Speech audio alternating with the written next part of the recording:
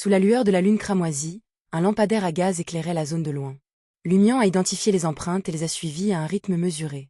Peu de temps après, les zones humides se sont entièrement asséchées, cessant de fournir des indices.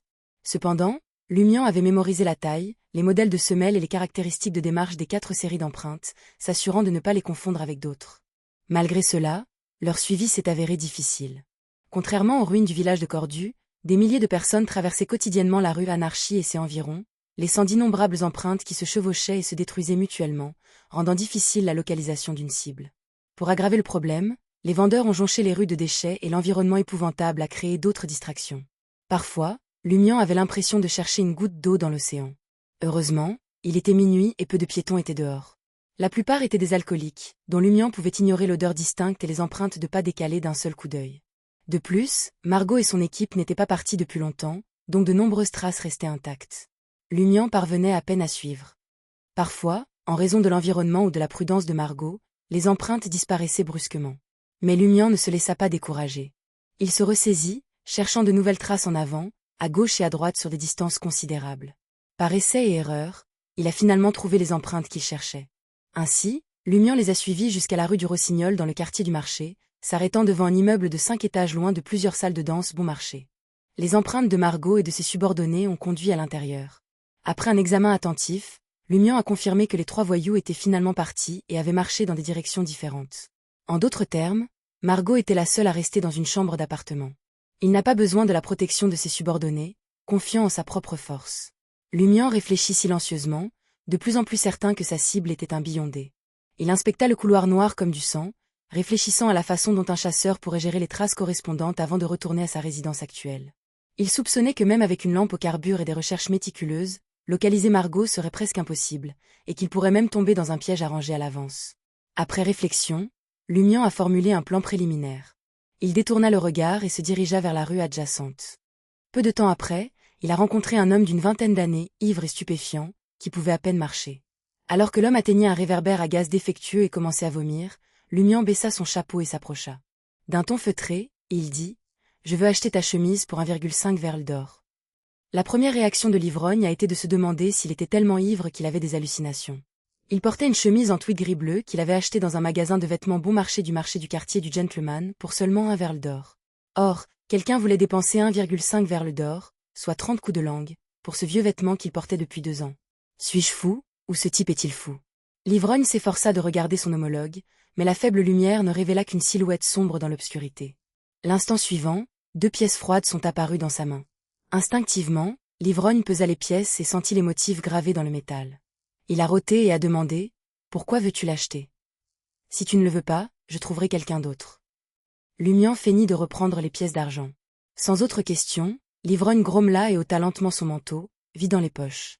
Alors que Lumian partait avec les vêtements, l'ivrogne leva difficilement les yeux et agita la main. Ah, fou. Fou qui donne de l'argent. Blark.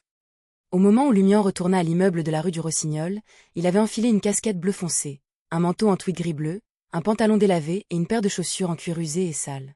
En plus des objets qu'il utiliserait plus tard, il avait dépensé un total de 12 verres d'or. Lumian jeta un coup d'œil à l'appartement non éclairé et se retrouva soudain perplexe. Pourquoi dois-je cibler une Beyondé comme Margot? Ses 3 subordonnés n'étaient guère innocents et ils étaient clairement faibles. Ils ne savaient pas comment brouiller leurs traces, donc s'en occuper ne devrait pas être beaucoup plus difficile que de tuer un poulet. Le sort d'être attaqué par le fantôme de Montsouris ne ferait aucune discrimination. Pourquoi étais-je obsédé par la chasse à Margot? Je n'étais pas comme ça avant. Lorsque cela était nécessaire, je pouvais être impitoyable et je pouvais garder les choses simples. Je ne me chargerais pas inutilement. Alors que ces pensées traversaient son esprit, les lèvres de Lumian se retroussèrent en un léger sourire. Il s'est rendu compte qu'il avait, instinctivement, choisi une proie plus dangereuse parce qu'elle lui paraissait plus difficile, ce qui le mettait plus à l'aise et insouciant. Lumian regarda sa poitrine gauche cachée sous ses vêtements, soupçonnant que ce changement résultait de la corruption de son corps. Après quelques secondes de silence, il réprima un léger rire. À première vue, je suis un peu fou. Il n'avait pas prévu de changer de cible, c'était comme s'il pouvait déjà sentir l'odeur du sang. C'était à la fois une bénédiction et une malédiction. Avec sa casquette baissée, Lumian transportait une pile d'objets et tournait vers l'arrière de l'appartement cible. Il a disposé la viande grasse, le rembourrage inflammable du canapé et d'autres objets contre le mur, créant une barrière ignifuge autour d'eux. Ensuite, Lumian a frappé une allumette et l'a jetée sur la pile.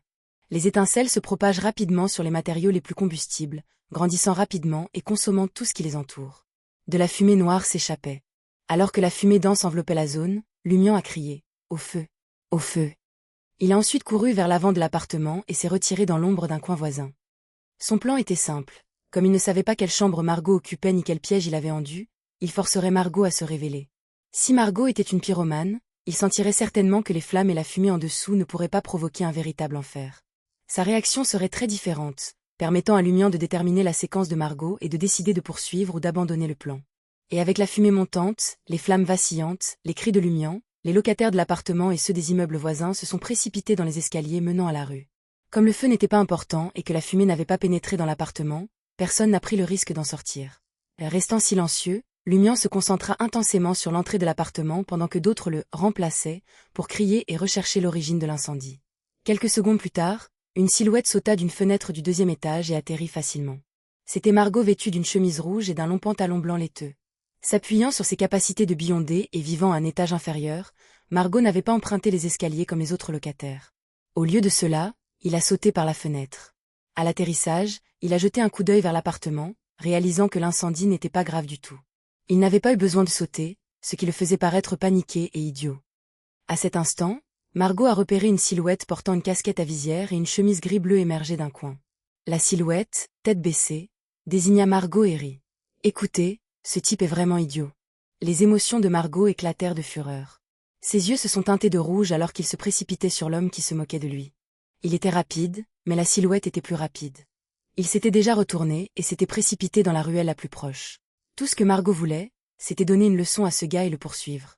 Les deux hommes se précipitèrent dans la ruelle sombre et déserte, l'un derrière l'autre. Appuyé. Robinet. Robinet. Le personnage a sprinté jusqu'à une barricade et a sauté dessus d'une poussée de sa main droite.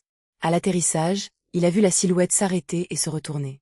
Au moment où il a atterri, il a vu la silhouette s'arrêter et se retourner. Sous le clair de lune cramoisie, Margot aperçut le visage sous la casquette bleu foncé. Il était enveloppé de couches de bandage blanc, ne révélant que les narines, les yeux et les oreilles. La main gauche du personnage était enveloppée de la même manière, agrippant un sinistre poignard noir en étain. Les pupilles de Margot s'écarquillèrent et son cœur manqua un battement. Il réalisa instantanément qu'il était devenu la proie d'une sorte de provocation. Réprimant son malaise, Margot sortit le revolver noir de sa taille.